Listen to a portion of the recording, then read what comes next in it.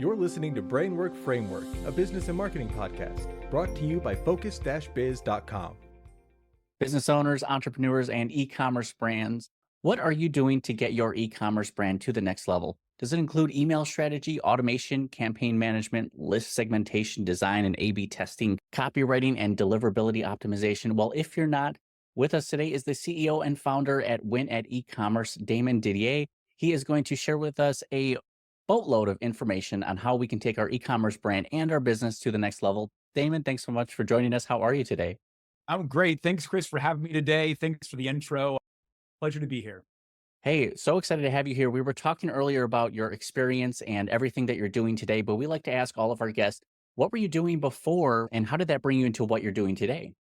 Yeah, great question. So my whole journey has been on the client side. I started my career off in retail and physical retail as a general manager and sales manager in a retail environment all over the Southeast. I was like Mr. Fix-It. And what I loved about that I've taken into my career today is in retail, there's that face-to-face problem management. There is the sales expectations that you can influence and change by what your activities and actions today and activities that you do today for tomorrow. And so when I got out of retail and moved into marketing about 15 years ago, I was kind of taken away from, I was in corporations. I was a director of marketing. I worked at public and private companies. And in these roles, I was always frustrated by the fact that I was kind of abstracted away from the revenue generators. Yeah, I was getting leads to the website, but I'd hand the lead to the salesperson and they drop the meat on the way to the grill. Or we would do an ad campaign and we got a lot of impressions, but not a lot of clicks. So when I had the chance to make the jump over to the agency side about 2 years ago, I had just finished a stint at an e-commerce company where we took them from $500,000 a year when we bought them 2 years prior to $5 million in sales. And I was the VP of e-commerce and marketing there. And we did a bunch of different things to get there. And email marketing was a big part of it. So when I jumped over to the agency side, my opportunity was to take all my learnings of working with other agencies, but also have that insight and knowledge about the needs of a client, margins, and, labor constraints and all that, and really fill a gap that I felt like all those other agencies had. And today, Win at E-commerce is a Klaviyo Master Platinum partner.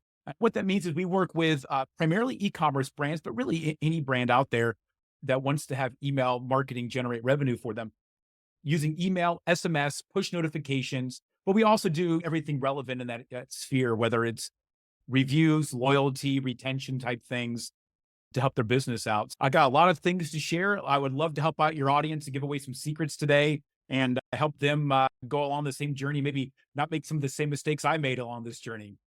I love that. And I love the past results that you've gotten. 10Xing, a company that was already at 500,000 into 5 million. That's incredible. And you've seen what agencies work looks like, how they're effective and how they're non-effective sometimes. You seem to have made a name for yourself and you understand the buyer's journey. You understand buyer's behavior and how email marketing can just be a vehicle to communicate with people. Why are so many businesses sleeping on email marketing? What are they doing wrong? And what should they be doing instead? Great. So I think first off, a lot of us have a preconceived notion about email, probably because we're talking right now to business owners, entrepreneurs who are getting inundated with a bunch of really, excuse my French, sucky emails. Like emails suck.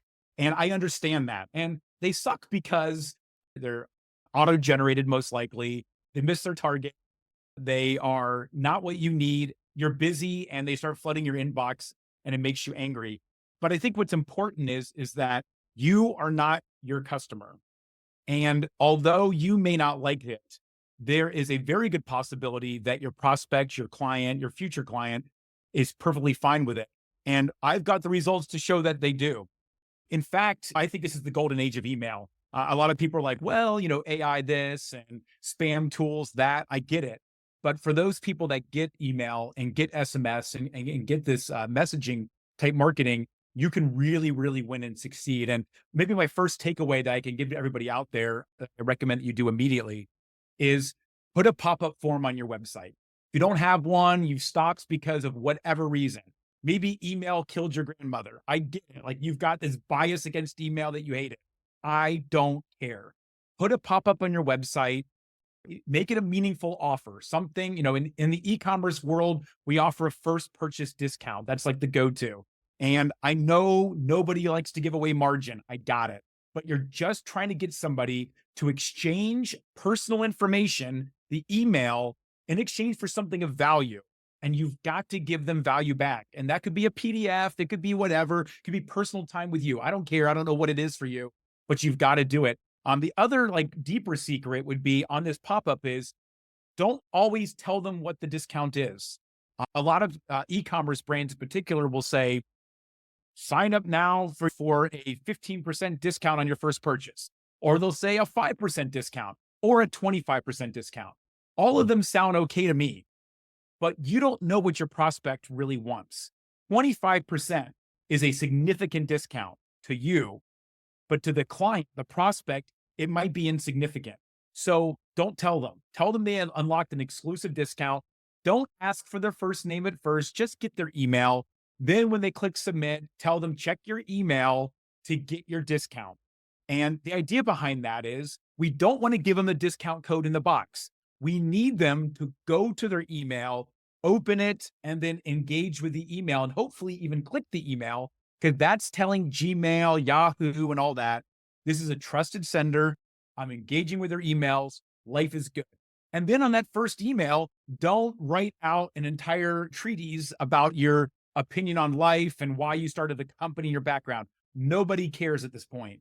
Just give them the offer above the fold in a picture and give them what they wanted. If it's a download, have a picture of it and say, click here right now to download. If it's a discount, here's your code. Click here to apply the code to your first purchase. Just make it super stupid simple to get them from there back to the website. You've already inconvenienced them by going there. Make it simple to go back and so they can continue their journey. And like right there, just starting that, I believe you'll start seeing some dividends. And here's the big picture why is email, like you said, Chris, is a vehicle. It's first party data. And in this world of third party cookies like Google pay-per-click, TikTok, Meta, the first party cookie is the most important thing out there. And now that they've given you permission, you're now first party cookies that you now can use to market to them in unique ways that you're not able to do with Google, Meta, and TikTok. So there you go. I love that. This strategy really resonates with me for two main reasons. One is you're removing the friction from the initial collection of the personal information. Just grab the email. Don't ask them for a million things unless the value that they're going to receive is equal to or more than the friction that you're introducing to them. And then the second is, from studies I've seen, is that the first welcome email is the most open email of any. So in order to make sure that you retain their attention span, you don't want to put this big, long text into that first welcome email. Give them exactly what they expect, what they're looking for, and that in turn is going to increase that email deliverability to it. And then at the end of the day, it's the long term. You're not looking at just that one first initial sale. This is about nurturing that prospect throughout their entire journey. And then you can increase their customer value over time, which is exactly what we're trying to do in marketing, improve the profits, but do it in a positive way that the customer wants. You're not annoying them with these ads, with special discount. This is giving them exactly what they want, the true value, and then you can nurture over time. One of the tools that you mentioned using is the Klaviyo, and I believe some people refer to it as Clay. Was this the same tool that just secured a bunch of startup funding to now take an incredible tool to the next level? Is this like a CRM email automation marketing tool, or am I thinking of a different one? So it is an email automation tool. It is a publicly traded company. They went public last August or September of 2023, and they're worth like $4 or $5 billion right now. So I don't think they're looking for any kind of outside funding, but they can get public funding now. But they are totally an email marketing platform. In fact, like they really have kind of shifted to that. So they are I don't know if it's called Clay. I've never heard Clay before. I've heard Klaviyo and other things, but it's definitely pronounced Klaviyo. Their VP of customer success corrected me on that. So I know that for a fact. But the deal with Klaviyo is it's like one of the most quiet, unheard of tools out there. But if you're in the e-commerce space, it is the big dog. It's amazing. And what is amazing about it, because as an agency owner, I can hitch my cart to any horse I want. So I don't care. Like to me, Klaviyo versus MailChimp or Blaze or whatever, I don't care. But they have the best tools. And as a platform, I have like even software developers that we use Klaviyo as kind of our CRM. Actually, the term now is CDP, a customer data platform, where we're able to ingest information into it. So imagine, Chris, you go to an e-commerce website or even anybody's website for that matter, and while you're there, we can lead score you. So Klaviyo watches you on the website, and then you provide your email up front because you want to get a discount. And then you go to like, let's say a shoes website, and then you go first to like athletic shoes, then you bounce around to boots, and then you bounce around to sandals. Well, we can score that in Klaviyo, send a kind of a webhook back to itself. We call it win scoring off of our company name. And what we can do is now create a profile of you to say, Chris got our promo code, didn't use it, hasn't been to our site in 14 days, but he scored one standard deviation above the mean for boots.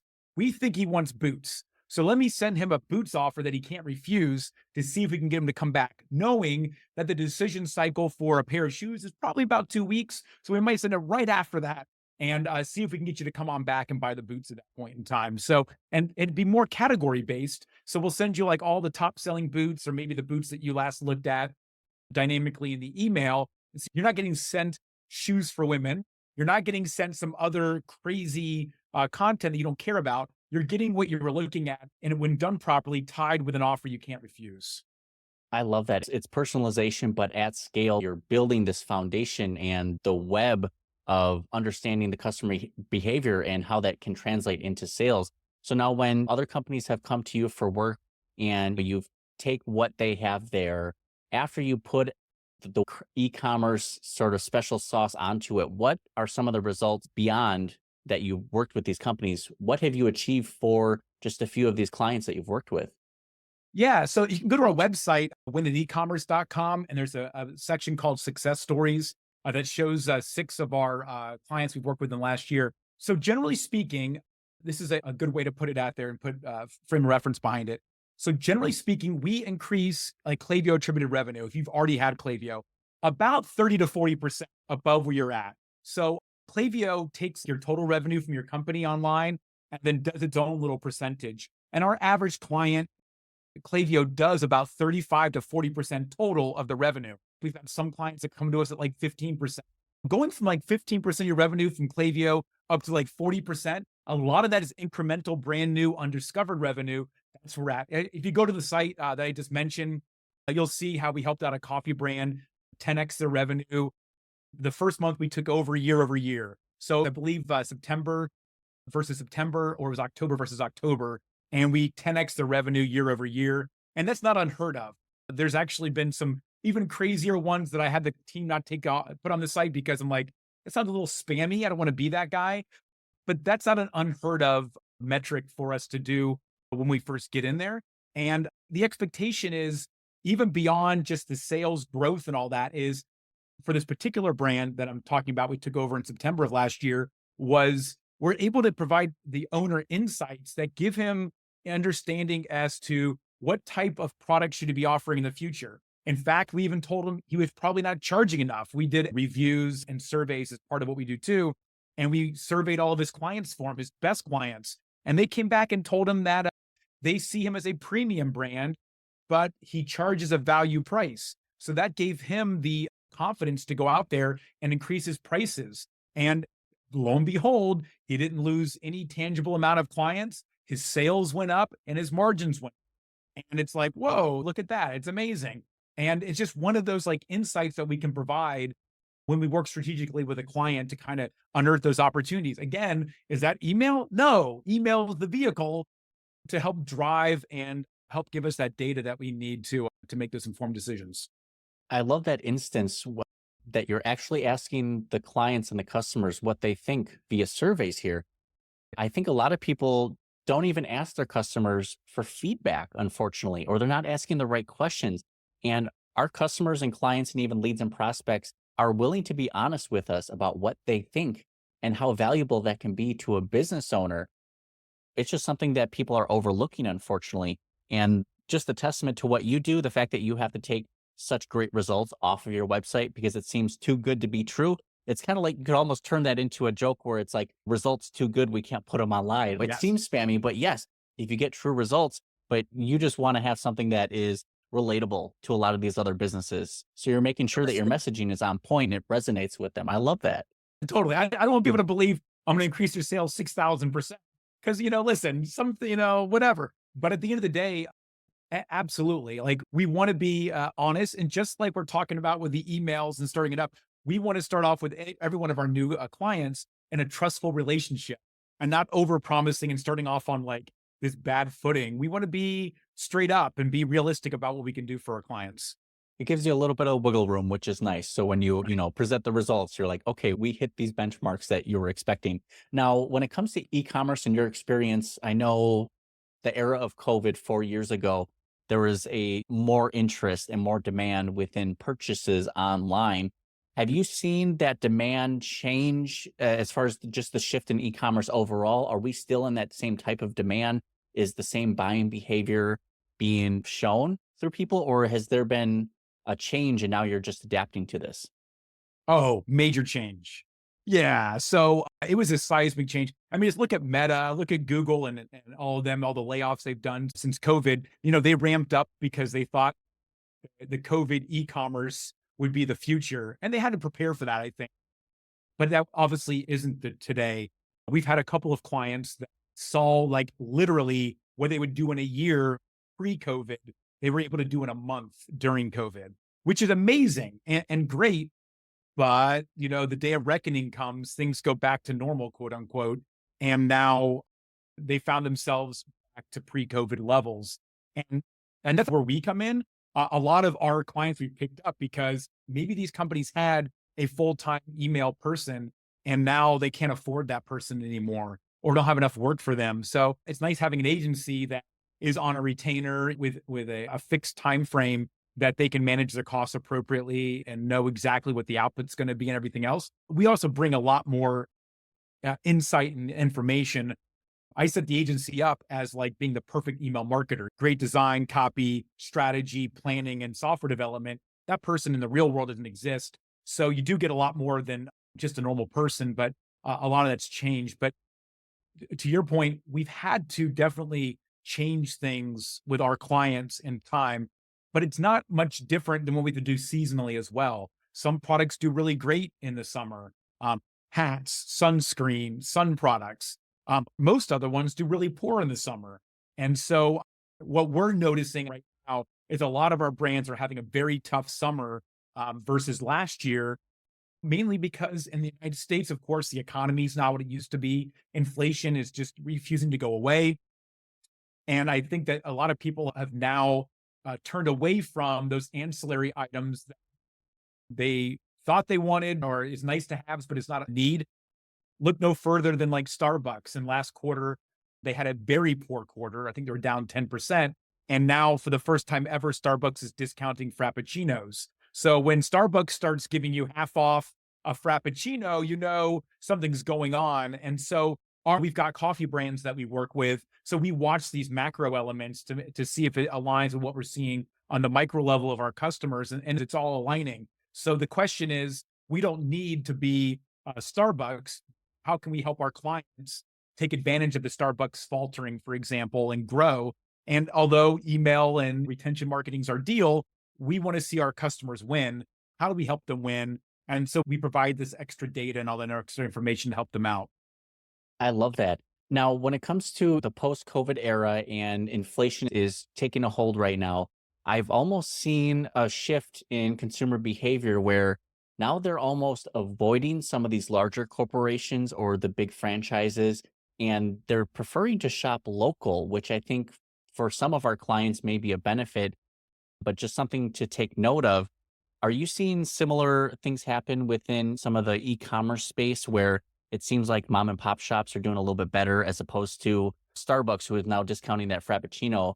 Do you think that's going to have a big impact on e-commerce when people are starting to now vote with their wallets and shy away from the bigger brands? Well, here's the thing. I really don't know. I don't know if that's what they've done, but I think the way I look at that though is if that is a thesis or a hypothesis that a client has, and it could be 100% true, we would test it, right? And that's what email is a great vehicle for. So why not A/B test out a message like that about shopping local and seeing if it appeals to that brand's customers? If all of a sudden we're seeing a high click and open rate versus a generic one that doesn't have that message, then absolutely. What I think is wonderful about email is we get instant results on these different hypotheses that we have. I will say too that if you are local and smaller, like the Starbucks example, it's not hard to gain market share. It's not hard to pick up on their mistake in so much that, okay, on a macro level, McDonald's just came out with a $5 value menu. Churches has. I just told you about Starbucks. Burger King did. Sonic just did as well. So obviously, I think consumers have gotten in America to a point where they are value conscious. So instead of like trying to reinvent the wheel, just jump on board. And that might mean a discount on a product. Or maybe even smarter would be, what if you invented a new product? Just maybe a rebranding, like a rebadging of a current product you've got. So you're not devaluing that current product that might be a really big seller for you, and then take that price down on that new one that you introduce as like your value. So there's a ton of different strategies out there, but in the e-com world, it's really important to stay on top of that. And I kind of want to make a quick note about this is, again, I know people listening may not be in e-commerce. Like, how does this apply to me? The reason it does apply to you is because e-commerce has its butt to the flame on getting these things right. If you don't, your sales go away, your online business goes to zero, and you're out of business. And so in our lead generation companies, I made my website and I'm getting a couple leads a month world. There are things you can learn from the e-commerce business, which have to have those leads to survive or those sales to survive, that you can steal and bring into your own business. There's nothing new in this world.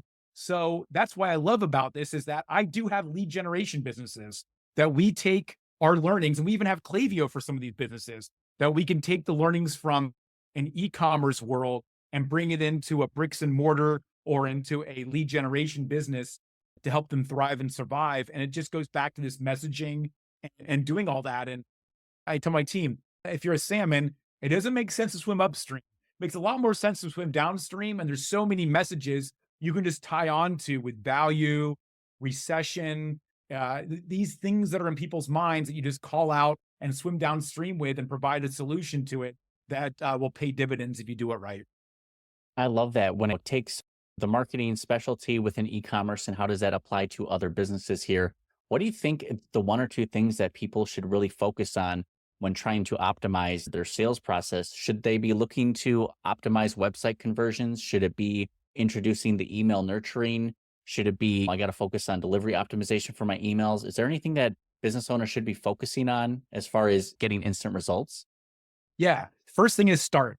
So the hard part is like taking the first step. Don't let perfection get in the way of good enough. There's an acronym my wife and I use, GITMO, good enough to move on. The first thing is just start and get it moving. First things first, get the pop-up. The pop-up is going to put people in your email list. Yes, put an embed form on your website so you go in there and then offer something of value. If you have nothing of value, make something up and wait for an email to come through and then quickly make it up when that first email comes through and send it off. Heck, the item of value could be a meeting with you or something. I have no idea, but just make something of value from the get-go. So number one, to answer your question, is get started. Number two is be consistent with it. It's like anything. You want to be a YouTube star. It's not going to work out if you make one or two videos, only get 3 or 4 views and then give up. You've got to commit to at least 20 videos just to even get started. And then you can go from there. Someone said it the other day, like, you want to become good at something, you've got to do it a lot. You're not just going to watch a video online and then suddenly be great. You've got to put out the hard work of the hard work. So practice, get the emails out there, just start collecting the data, give it some time. When it comes to email marketing, at least commit to 2 emails a month. Just send something out. It could be something as silly as, hey, if you read this email, I'll give you a $20 gift card to Amazon.com. Click here to let me know. That's all you need to do. See if anybody even gives a darn about what you're writing out there. And by the way, I used to do that. Like in a previous life, at the bottom of the email, we would put these crazy deals in there, send the email out to like 40,000 people, and like 2 people would take us up on it. But at least we had 2 people. So I think like the idea was you just don't make up the excuses. Just get started and get started now. And your entire panoply of things you can do to get your company going is you do want to get leads from your website. So at least make sure that the process to getting a lead or becoming a lead is easy. Get the pop-up. That's easy. And then let it go. Commit to the fact that you're going to do some emails. Give it a couple months. Set up that reminder in your iPhone to go back and look at it. Remind yourself what you want to look at and just say, hey, all right, it's been 3 months. I've done 8 emails. Let's look back at the numbers and what's happened. Am I happy with the juice for the squeeze? Am I not happy with my juice for the squeeze? Did I get any leads off of my website? If yes or no, okay, what do I need to do now? Is it the offer? Is it this or that? And then you can start asking those kind of deeper questions. But I mean, you got to take the first step. That's the first thing. Some great advice here, just taking action and not letting perfectionism hold you up and taking that next step, because then we're going to learn some more insight from the results or lack thereof and get some insight to make better changes, and then we act upon them. Some great advice here, Damon. Now, where can people find out more about you and get connected with you online? Yeah, totally. Great question. So I'm on LinkedIn, Facebook, all of that. Just look for Damon Didier. I'm sure it's in the liner notes, my name. But as far as my company, we're called Win at E-commerce. So Win, A-T, e-commerce, all spelled out, .com, or Win email marketing.com. Both go to the same place. If you book a call, you'll be talking to me. So I'd love to talk to you all out there. If you mention the podcast, I'm happy to do a free evaluation of what you're doing and just to chat with you. If you haven't noticed, I like to talk. So I'm happy to give you some insights for better or for worse. And I help you along with your business. I think the story of me is the story of you. We're in this together and we're all trying to make a successful living. And if I can help you, I'd love to. And maybe you can help me along the way too. Who knows? I love it. Damon, thank you so much for your time and sharing all of your insights here. Congratulations on all your past success and future success as you continue doing great things out there. Thank you so much for your time. Thanks a lot, Chris. Have a great day. You as well. Thank you.